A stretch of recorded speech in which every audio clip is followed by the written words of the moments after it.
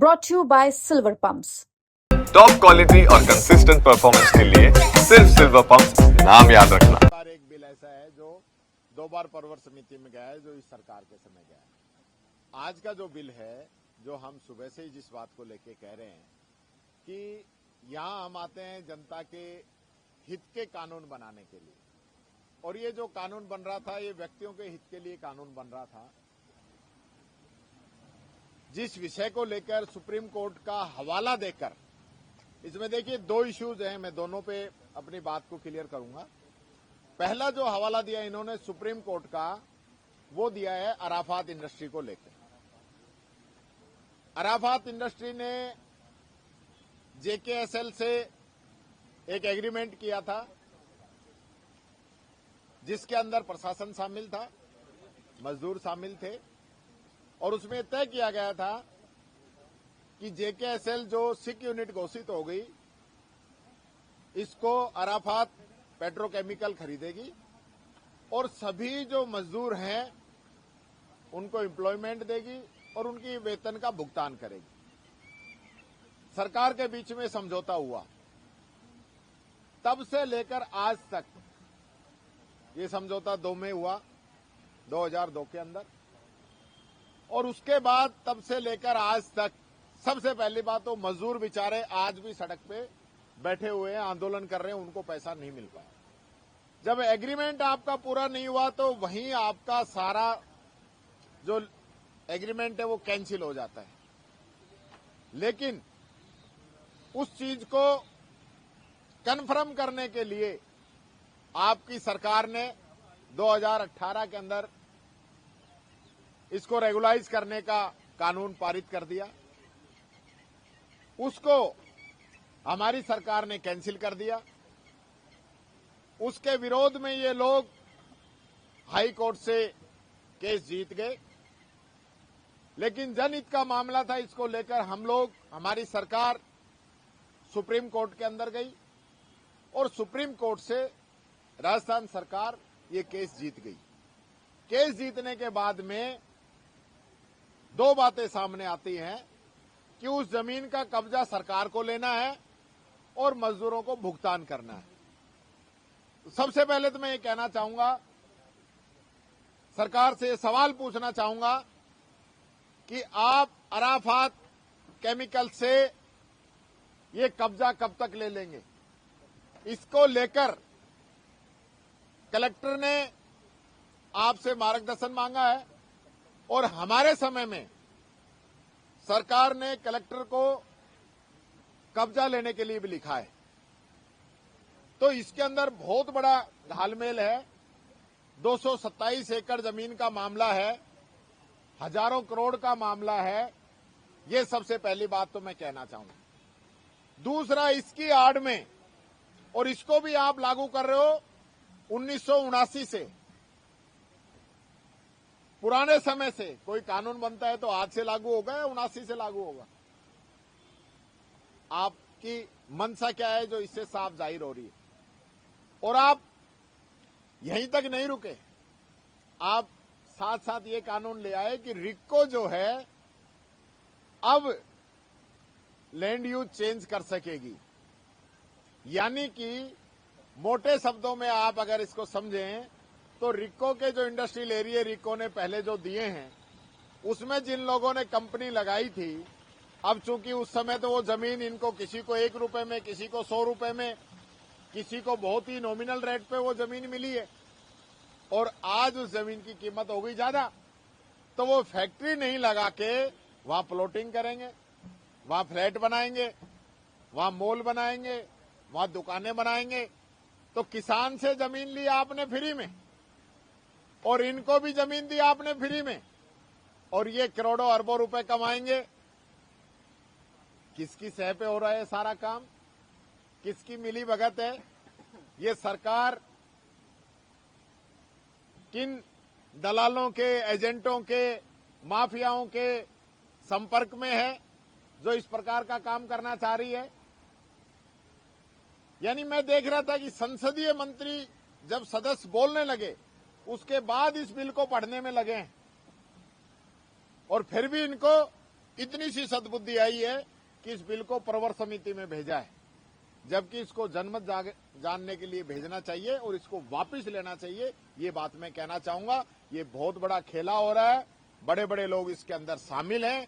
ऐसा बिल राजस्थान के इतिहास में काला अध्याय हो जाता अगर ये पास हो जाता हो। तो आज हम लोगों ने इसका पुरजोर विरोध किया है। हम लोगों ने नहीं, सत्ता पक्ष के भी कई लोगों ने इस बिल का विरोध किया है।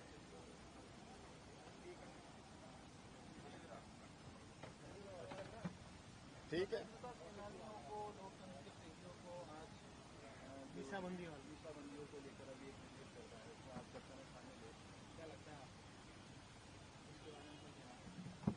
अभी एक बार पूरी चर्चा हो जाए फिर उस पर भी आके बताता हूँ।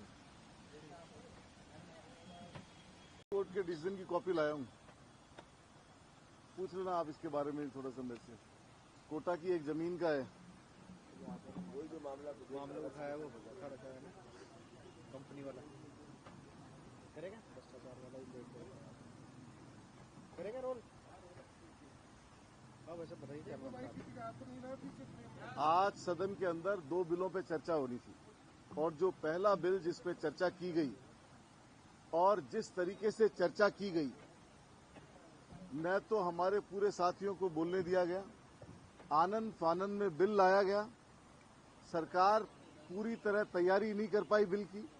और कोई भी बिल नॉर्मल आदमी भी समझ सकता है, कोई भी बिल जब लाया जाता है तो उसको रेट्रोस्पेक्टिव लागू नहीं किया जा सकता। आप 30, 40 साल, 50 साल पीछे जाकर के ये नहीं कह सकते कि उस दिन से लागू होगा। जिस दिन बिल लाया जाता है उसी दिन से लागू किया जाता है। तो ये बिल लाए और बिल को रेट्रोस्पेक्टिव लागू करने की बात की गई और एक पर्टिकुलर कुछ व्यापारियों को फायदा देने के लिए 10,000 करोड़ रुपए की बेशकीमती भूमि, मेरे अमाउंट पे गौर करना और जमीन मालूम करना, कोटा की एक जमीन जिसकी कीमत 10,000 करोड़ से ज्यादा है, उस जमीन को फेवर करने के लिए ये बिल लाया गया और उसका सुप्रीम कोर्ट का डिसीजन है। सुप्रीम कोर्ट का डिसीजन है और डिसीजन में ये कहा गया है, डिसीजन में रिलैक्सेशन नहीं दिया गया है, डिसीजन में ये कहा गया है, कलेक्टर को डायरेक्शन दिया गया है कि वो तुरंत जाके जमीन का कब्जा ले। तो सरकार जमीन का कब्जा तो ले नहीं पाई और यहां पर बिल लाए और बिल में जब इनको लगा कि ये भ्रष्टाचार के आरोप लगेंगे और ये खुलासा हो गया, तय हो गया, तो उन्होंने आनंद फानंद में बिना किसी को कॉन्फिडेंस में लिए हुए, यहां तक कि जो इनकी पार्टी के लोग हैं उनको भी अंदाजा नहीं था कि बिल सेलेक्ट कमेटी में ट्रांसफर करना है। और जैसे ही मंत्री ने उसको बिल को सेलेक्ट कमेटी में भेजने के लिए प्रस्ताव किया, हमारा प्रस्ताव जनमत जानने के लिए था और विधानसभा के अंदर सत्ता पक्ष के सदस्यों की संख्या कम थी, हमारे सदस्यों की संख्या ज्यादा थी।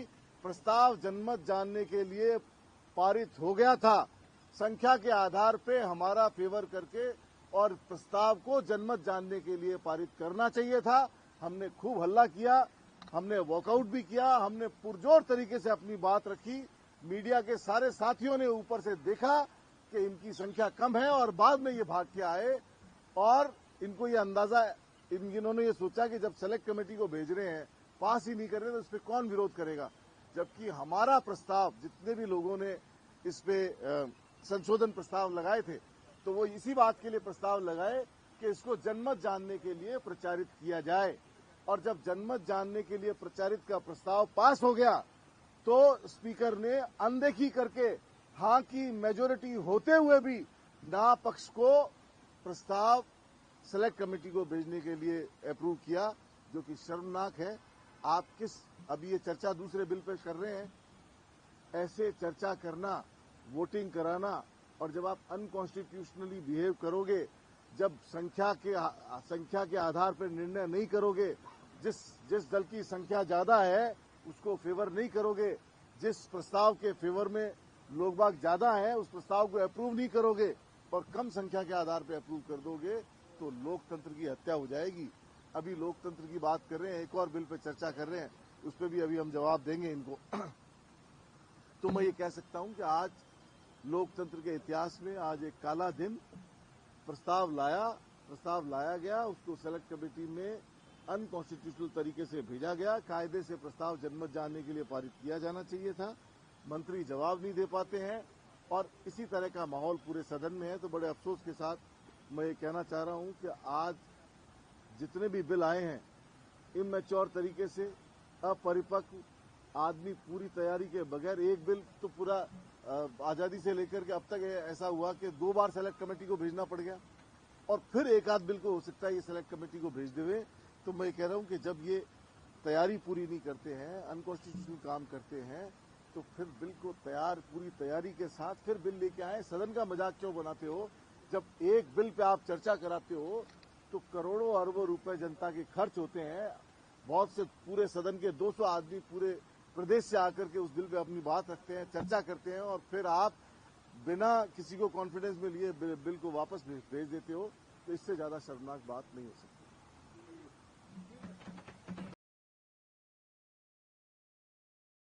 राजस्थान विधानसभा में स्थगन के माध्यम से भीलवाड़ा जिले के गांव जबरकिया निवासी गुजरात के राजकोट में गोंडल विधानसभा क्षेत्र में यूपीएससी की तैयारी कर रहे छात्र राजकुमार जाट की जो निर्मम हत्या हुई, उस हत्या के संदर्भ में आज हमने राजस्थान की सरकार को इस विषय पे, इस अति संवेदनशील विषय पे गुजरात की सरकार से उच्च स्तरीय वार्ता करके इसमें सीबीआई जांच की मांग की है।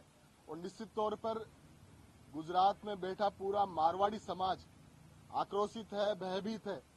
मैंने यह भी विषय रखा कि गुजरात सहित अन्य राज्यों में जो मारवाड़ी भाई हैं उनकी सुरक्षा के लिए एक त्वरित न्याय के लिए कानून बने और पूरा भीलवाड़ा जिस प्रकार से सर्व समाज धरने पे लगातार बैठा है, लगातार बातचीत चल रही है और बड़ी विडंबना यह रही कि इस केस को 17-18 दिन बीत जाने के बाद भी यदि एफआईआर दर्ज नहीं हुई तो निश्चित तौर पर इसमें केंद्र में और गुजरात की सरकार में बैठी डबल इंजन की सरकार निश्चित तौर पर दोषी है।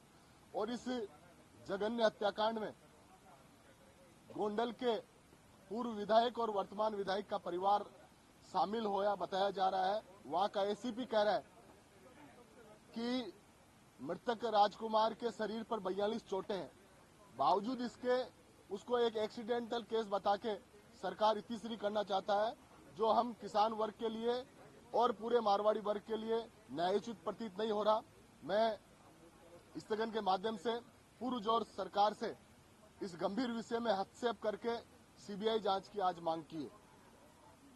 आज भीलवाड़ा में हादसा हुआ है, जो रात की टैंकर है, एक चालक जिंदा जला में गिरने के बाद। निश्चित तौर पर कुछ दिन पूर्व बागरोटा में जिस प्रकार का ये अग्निकांड हुआ वो एक सभ्य समाज को दहलाने वाला हत्याकांड था। बावजूद इसके सरकार चेती नहीं है।